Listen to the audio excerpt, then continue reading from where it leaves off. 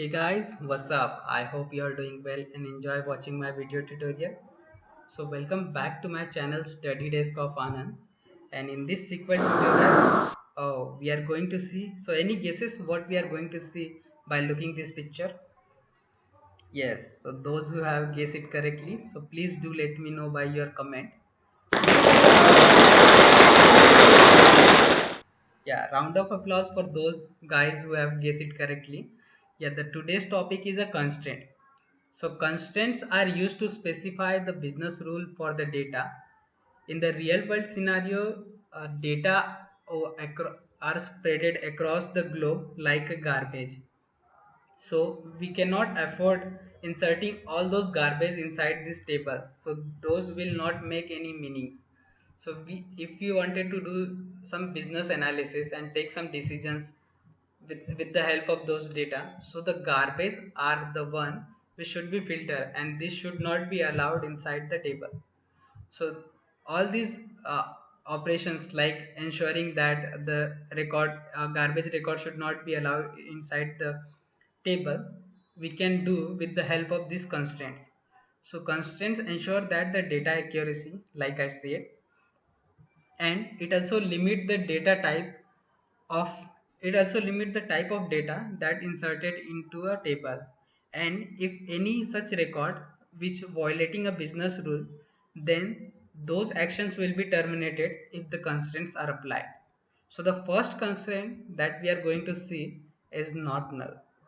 So what does it mean? So it means that if a field is defined as a constraint not null, so it cannot be have an empty value. Like for example, if an employee having a name and date of birth field, so though every employee must have a name and date of birth, those two things in the universe. So it should not be empty. So for that, we will apply the field name, employee name as a not null and date of birth as a not null, so that whenever anyone's try to insert a null for a field name where employee name and employee birth date as a null, so it will not allow to insert those record inside the table. So to apply the constraint, there are two ways by which we can apply it. First one, at the time of creating a table, like you can see here, create table, table name, column 1 followed by the data type and followed by the this not null constructor constraint, sorry, slip of tongue. So the next next way is like, if table is already created and field does not have a not null constraint, so that we can apply with the help of this command, that alter table, table name, and the syntax is like alter column, column name, data type and followed by this constraint not null. So let's see the practicals.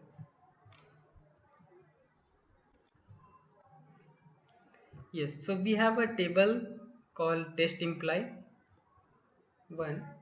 So we have created that, and so first way we'll see that not at the time of creating this table.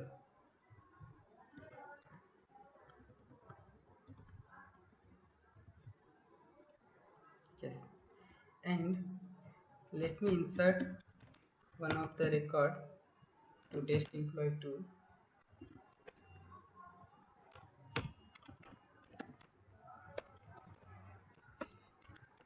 values, and it has id 1, name is something a, and age is I suppose 12, and city is,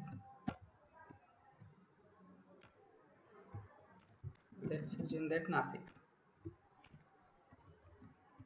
So when we, this is the happy scenario, but if we are trying to insert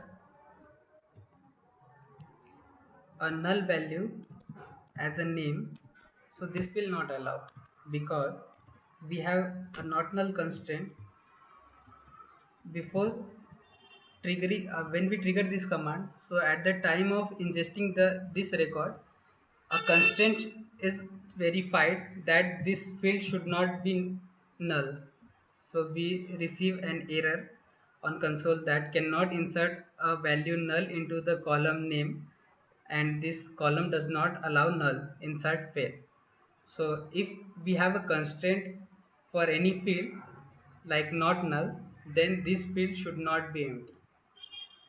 This is the one way of creating a not null constraint at the time of creating a table. Suppose that if we forget to have constraint at the time of table creation, and later we realize that, oh, name should have a constraint not null, it should not be have null value. So that we can also do. So in this case, if we just try to insert this null value, like right now this name field is accepting this null value, so it can allow this.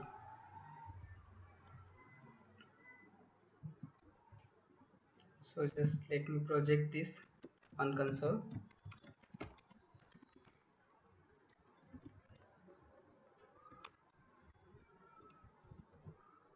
Yes, you can see that right now the name is empty, but let me truncate this table.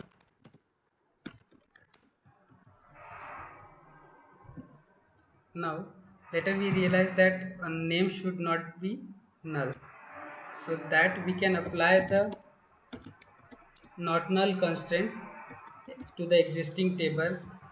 Likewise, this alter table name and alter column name of the column is name, and data type and the constraint name. So constraint name is not null. Yes. So likewise we have applied the constraint to the existing table, and now if we are trying to insert the null value, then we will get an error message like we get in the last time. So let me insert one valid value, happy scenario. Yes. So now it has ingested the record. So I hope guys you have understood this constraint not null. So in the next video tutorial we are going to see the next constraint. So till then, take care of yourself and happy learning.